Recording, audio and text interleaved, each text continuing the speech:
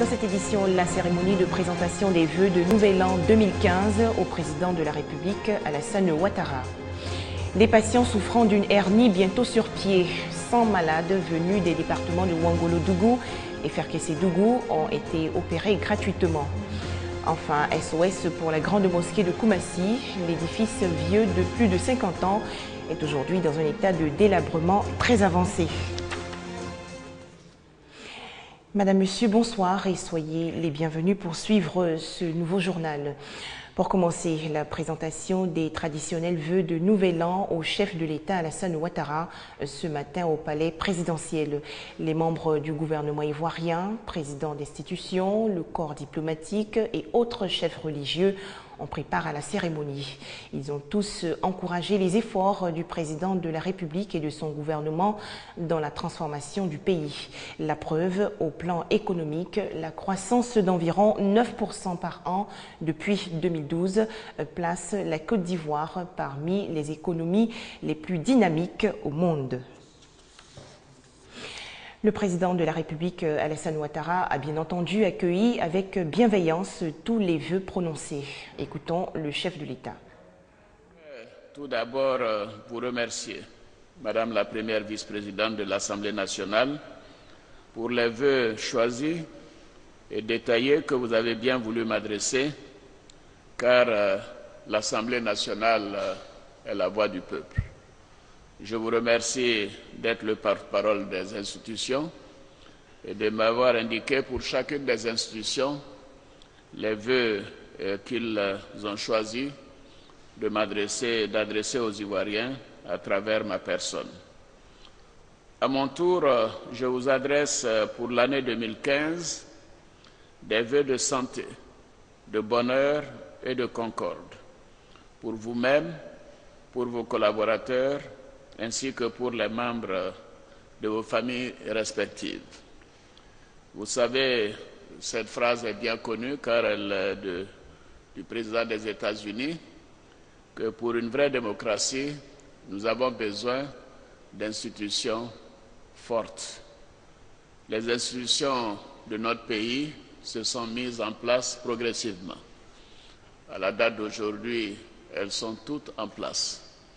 Et elle travaille pour les rendre encore plus fortes et plus crédibles.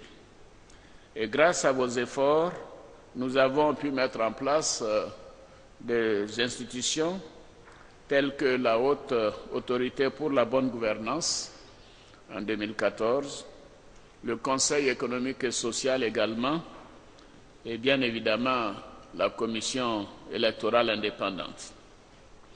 Je me réjouis tout particulièrement de la mise en place de ces trois institutions et surtout de la Commission électorale indépendante qui est maintenant une institution comprenant non seulement les politiques mais également la société civile. Et ceci est très important pour une démocratie qui veut se renforcer. Et ceci également est un gage d'élections transparentes, libre et apaisée, comme vous l'avez souhaité, Madame la vice-présidente. Nous avons l'ambition de continuer de renforcer nos institutions en leur donnant les moyens nécessaires à leur bon fonctionnement. Ceci est indispensable pour le bon fonctionnement de l'État de Côte d'Ivoire. Je voudrais donc vous traduire toutes mes félicitations pour l'important travail accompli malgré les moyens limités qui sont les nôtres. Mais nous ferons mieux au cours des années à venir. Un petit tour à présent à l'intérieur du pays. L'année 2015 commence sous les meilleurs auspices pour les populations de Ouangolo-Dougou et Ferkessé-Dougou dans le nord du pays. 100 malades souffrant d'une hernie ont été opérés gratuitement à l'hôpital général de Ferkessé-Dougou. C'est une initiative de l'organisation non gouvernementale La Vie. La hernie est une maladie très présente dans le monde rural. Selon les spécialistes, elle est parfois liée au trop d'efforts physiques. La hernie, c'est une issue des organes intra-abdominaux hors de la paroi abdominale à travers un point faible. Et en l'occurrence ici, le point faible, c'est pour nos parents qui sont travailleurs, c'est la région inguinale qui est un des points les plus faibles de la paroi où les intestins, le contenu de l'abdomen sort. C'est donc soucieuse de la bonne santé des populations du monde rural que l'ONG La Vie a initié une caravane médicale dans plus de 15 localités pour débarrasser les malades de leurs souffrances. 100 malades démunis des départements de Fekese-Dougou et de Ouangolo-Dougou viennent d'être opérés gratuitement. Selon les responsables de l'ONG La Vie, cette action sociale vise à permettre au monde rural d'accompagner le président de la République, Alassane Ouattara, dans sa vision de faire de la Côte d'Ivoire un pays émergent. D'où l'appel à de bonnes volontés à soutenir leurs actions. Il est important pour nous de protéger ce peu de personnes qui s'adonnent à l'agriculture, mais qui sont malades. Tous ceux qui sont des cadres en Côte d'Ivoire, qui pensent que les actions de l'ONG La Vie vont dans le sens de donner soutien, réconfort au monde paysan, nous sommes bien placés, nous attendons, nous les attendons. À Fekese-Dougou, les malades se réjouissent de la chance qu'ils ont à recouvrir la santé. Je ne sais pas, je manque de mots pour remercier vraiment. Je ne sais pas quel mot je vais vous dire même, je suis dépassé. Pour moi, où je suis présentement, je sens déjà que je suis déjà guéri même.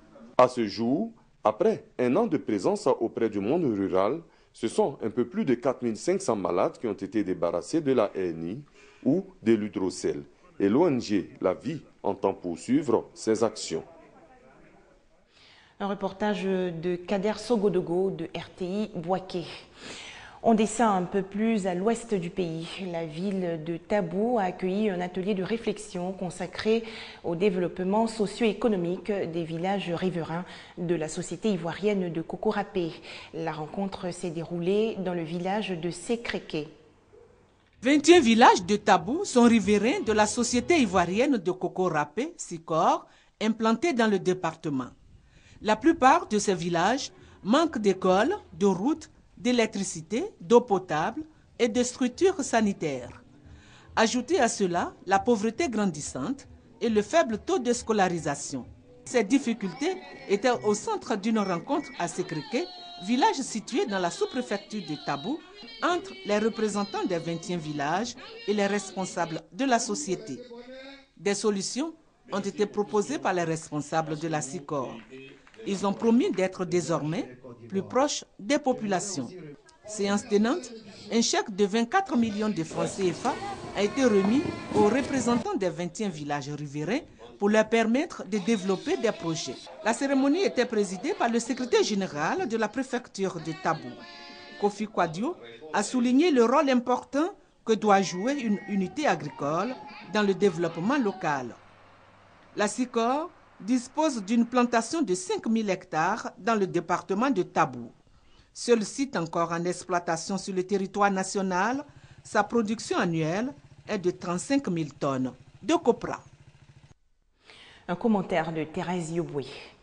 Ce cri de détresse de la communauté musulmane de Koumassi. La grande mosquée de la commune a besoin de travaux, l'édifice étant vieux de plus de 50 ans. Le directeur général des cultes est allé s'enquérir de l'état de délabrement de la mosquée.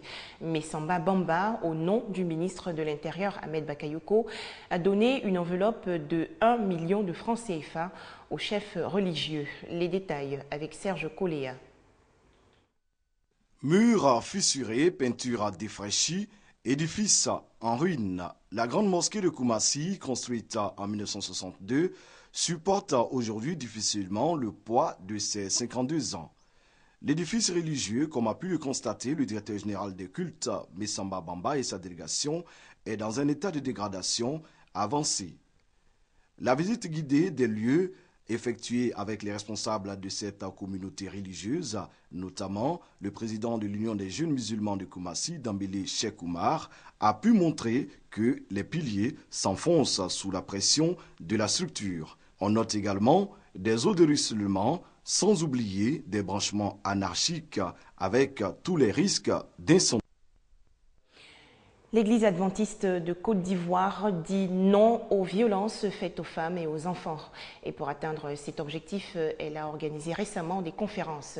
Au menu également de cette sensibilisation, des séances de dépistage gratuit du diabète et une opération de balayage des marchés. que cela s'arrête maintenant. Voilà le message de l'Église adventiste du 7e jour de Côte d'Ivoire. À travers les ministères de la femme adventiste du 7e jour, l'Église a organisé une journée de lutte contre les violences faites aux femmes et aux enfants, la 3e du genre. En plus des différentes conférences sur le sujet qui ont émaillé la journée, l'Église adventiste du 7e jour a réalisé d'autres actions sociales. Ce sont entre autres les nettoyages de marchés, la pose de poubelles dans les rues des quartiers et le dépistage gratuit du diabète et de l'hypertension artérielle. Un monde sans diabète, sans hypertension artérielle, sans violence faite aux femmes et aux enfants. Les fidèles de l'Église adventiste du 7e jour croient que cela est possible en Côte d'Ivoire. Et pour y arriver, ils s'en remettent à Dieu, le Tout-Puissant. On faisait le point avec Mamadou Kouassi. L'église du Deima, quant à elle, prie pour que la nouvelle année 2015 apporte la joie et la paix en Côte d'Ivoire. Les fidèles Deima de la paroisse de Yopougon se sont rassemblés récemment pour prier surtout pour des élections apaisées en octobre prochain. L'église fondée depuis 1922 par la prophétesse Bagué Olonyo fait de la recherche de la paix son credo.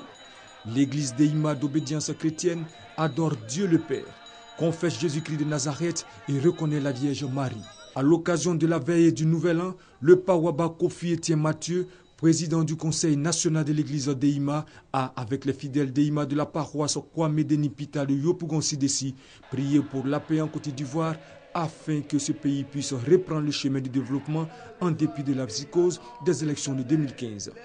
Le Pawaba Kofi Etienne Mathieu, président du Conseil national de l'église Deima, dans son homélie, a prié pour une année électorale apaisée et prospère pour tous les habitants de la Côte d'Ivoire et tous les Ivoiriens de la diaspora. Il a invité les Ivoiriens en général et les fidèles de l'église Deima en particulier à s'unir en prière afin de soutenir les actions de développement et de cohésion sociale initiées par le président de la République, Alassane Ouattara, et son gouvernement. La veille s'est terminée par la méditation autour du grand feu, dit feu de délivrance. À ce jour, seul le Pawaba Kofi Etienne Mathieu, dernier Pawaba nommé par le patriarche Niépé Denipita, a le secret de cette prière. Des précisions de Abou Sanogo. On s'intéresse ce soir aussi à la cérémonie de dédicace de Cupidon ou l'amour en flèche. C'est un roman de José Manuel Aramda. Plus de 190 pages pour raconter une histoire d'amour qui naît et évolue au gré des péripéties. C'est un reportage de Michel Mambour. L'amour s'installe définitivement dans les cœurs quand on lui fait une place de choix, quand on fait l'effort de le comprendre et d'apprendre à le connaître. Il se tient à la porte et frappe en attendant qu'on veuille bien lui ouvrir. Premier paragraphe de Cupidon ou l'amour en flèche, ce qui en dit long sur le contenu de l'œuvre. Un roman entièrement dédié à l'amour, ce sentiment qui vous fait rire, planer, jubiler et qui parfois ne manque pas de vous faire pleurer tout simplement. L'auteur Coco Joyce, de son vrai nom José Manuel Aranda Erapa. Il marque ainsi ses premiers pas dans l'univers de la littérature. Le personnage principal est allé de déception en déception, parce qu'il a connu une fille aujourd'hui, il croit aimer, après ça va mal, il rencontre une autre et tout ça, jusqu'à ce qu'il tombe sur la femme avec qui il va partager sa vie. Et donc, une façon de dire que l'amour triomphe toujours en fait. Cupidon ou l'amour en flèche, une histoire d'amour qui commence de la façon la plus banale et qui se termine en beauté après avoir connu toutes les péripéties. De sa plume légère, l'auteur séduit déjà. Ça donne l'envie d'aller jusqu'au bout de la lecture. Et donc je prendrai le temps de bien apprécier parce qu'il y a beaucoup de conseils dedans. Ça parle de beaucoup de sujets qui nous concernent dans les relations amoureuses de notre vie de tous les jours. Donc en tout cas c'est un roman qui est hyper riche. De quelqu'un qui sort d'un milieu espagnol où il a grandi, donc il a dû apprendre le français. Donc aujourd'hui je suis heureuse qu'il puisse s'exprimer en français. Donc on va voir si les règles de grammaire et tout ça ont été respectées. 196 pages pour inviter les lecteurs à vivre l'amour au quotidien. José Manuel Aranda, infographiste, est né dans les années 70 en Guinée équatoriale. Il a 32 ans de présence en Côte d'Ivoire où il a effectué des études en psychologie et en communication. Au moins 5 morts dans l'attaque d'une position de l'armée malienne près de la frontière mauritanienne. Les assaillants n'ont pas pu être identifiés. Voilà, je vous souhaite un excellent début de semaine sur RTI2 et à très bientôt.